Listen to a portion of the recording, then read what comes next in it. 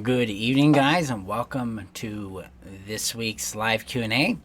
Now, if you're new to the community, we have live Q&A twice a month. This is the first one for January. Next week, we'll have we do what's called a practice, where we practice a specific kind of tool I use. So you get access to tools here in the community, and you're able to actually make some, difference just with those tools. And then the week after that, we'll have Q&A again. Then week after that, another tool, and on we go.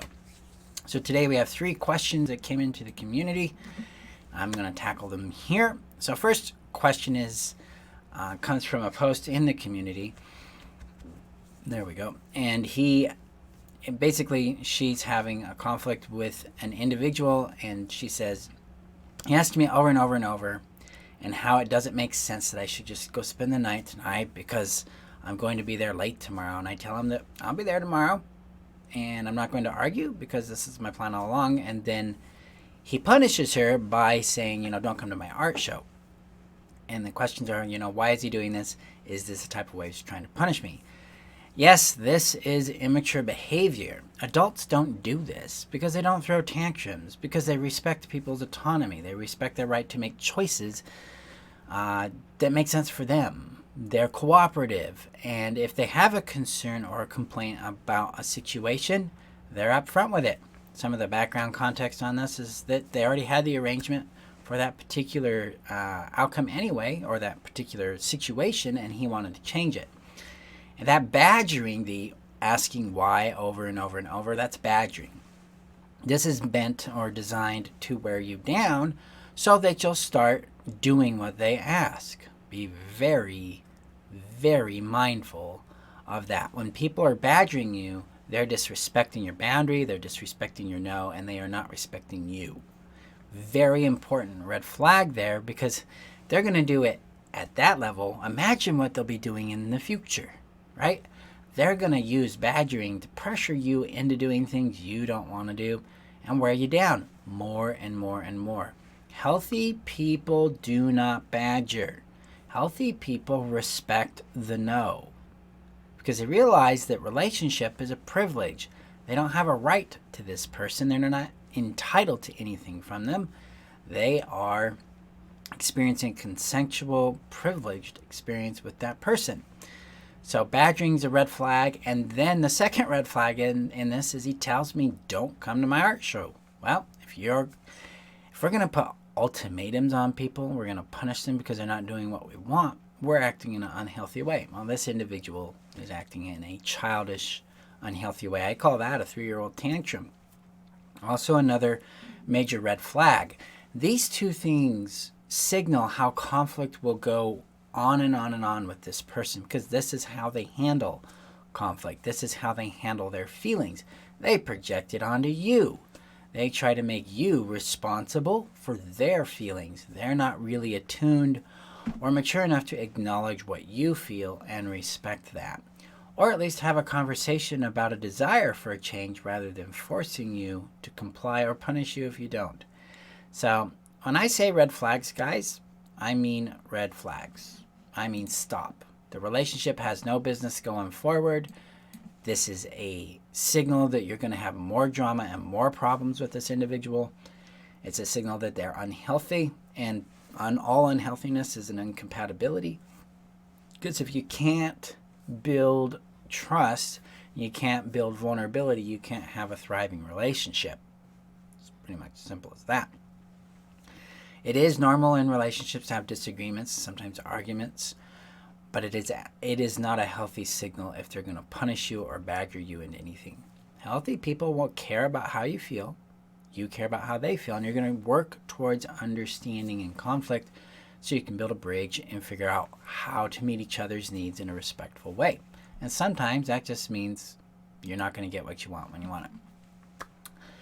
So he's doing this to get control of you, to punish you, to correct your behavior to a way that he wants so that he can get what he wants. This is a transactional experience.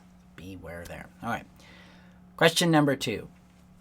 Does anyone worry that these are the people? Okay, they're talking about, why do I choose broken people? And do you worry that this is the only people you can have deep connection with? And what's going on in this is the sense of connection is being found in the familiarity of the trauma. Okay? You're bonding because of your mutual trauma. This is not a healthy place to bond, especially for a relationship, because that creates a really weird and unstable footing for a relationship. Healthy relationships, I have found, tend to thrive on compatibility of mutual interests, play, physical, emotional, and sexual chemistry, but they don't build on this concept of bonding on a common trauma or common background.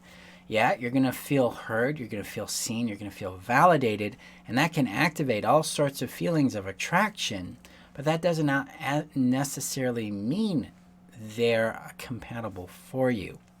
And that deep connection you're experiencing with them as a result of your needs being met in a really pragmatic and effective way. But don't confuse that necessarily with compatibility, okay? A lot of people think, oh, they understand me, we're compatible. That's not true all the time. It is a factor in compatibility, but it's not necessarily compatibility in its entirety. The other thing here is when we bond over trauma, we're bonding in pain. So the locus of the relationship kind of orients around this pain. And so guess what happens when you heal from the pain, or they do? The relationship loses its center of gravity, and it can dissolve or break apart, or scatter in ways that could be ended.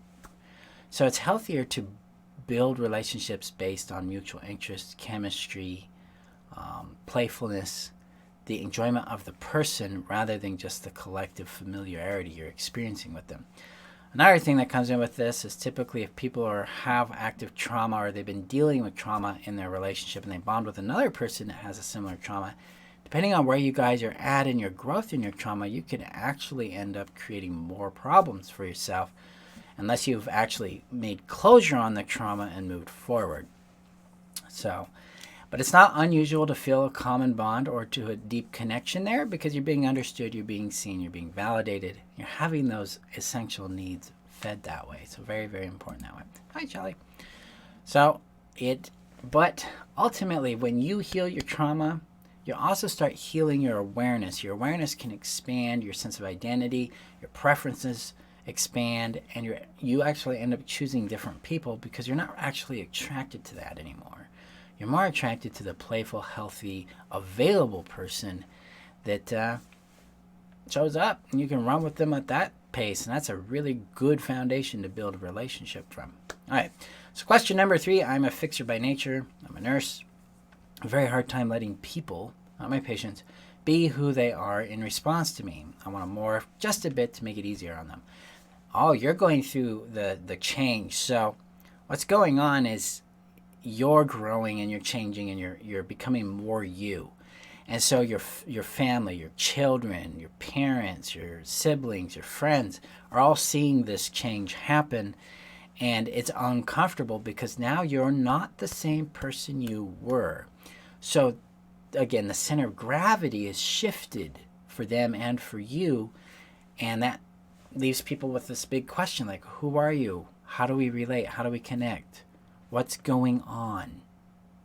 You know, they're scared. They may be scared or concerned that they're going to lose their connection with you. You may be scared of the same thing. When I went through this, I did lose some because that unfortunately, you become incompatible because either beliefs, points of view, energy changes, priorities change. Sometimes you realize that person wasn't healthy for me, so I'm done with that. But a lot of times what can happen here is you get a new opportunity to re-establish a more genuine connection with that person and build a relationship out. And this requires conversation and empathizing and building understanding about where you're coming from, so they understand your context and understanding theirs, and honoring and valuing the feelings involved, and honoring and valuing the connection you guys share. So this is different than the fixing component that keeps showing up for you. You don't fix their discomfort or their disappointment or their confusion. You empathize with it. You say, I totally get why you're confused. I'm changing, things are changing, boundaries are changing. And I'm always here to listen. I'm always here to talk. I'm always here to discuss it with you because I care about you. I care about what we have. And I get it. It's rough. It's not fun. And it's not, this part could be conditional. Maybe it is something they did. Maybe it isn't. But maybe it wasn't something they did. It's just I'm growing and changing and discovering things about myself. And I know that that's an impact. So I want to hear how you feel about that. Tell me your thoughts. Where are you at with these things? Have a conversation with them so they see that you value them, you appreciate them. And a lot of times that lowers the anxiety down. It gets them to open up a bit. It may be still uncomfortable for a while because there's a lot of uncertainty about how things will change. But if you give this time and you remain consistent in your change, they're going to show up in a very positive way for you. And they're going to begin to acclimate and adjust to you as you are to them. And you can move forward from there. So there you go. Those are the 3 questions that showed up today. Good questions, guys. Important questions, especially with dealing with codependency and transition into confidence, into your own value, voice, and vision there. And if you have other questions, feel free to ask in the community, and I'll write answers, and other people will answer as well. But every 2 weeks we have Q&A, and then the other on Thursdays, and then the following. So it goes Q&A, practice tool, Q&A, practice tool. So next week we have the practice tool, so look out for that. On Thursday, I appreciate you guys. Remember that you're worth knowing, loving, and keeping. And if you're new to the community, I'm excited to have you here. And remember, you can actually break free. You can be free of this. That's what it's about here in the community. So you guys have a great evening, and I will see you guys next week for our next training. Have a safe weekend. See you then. Bye-bye.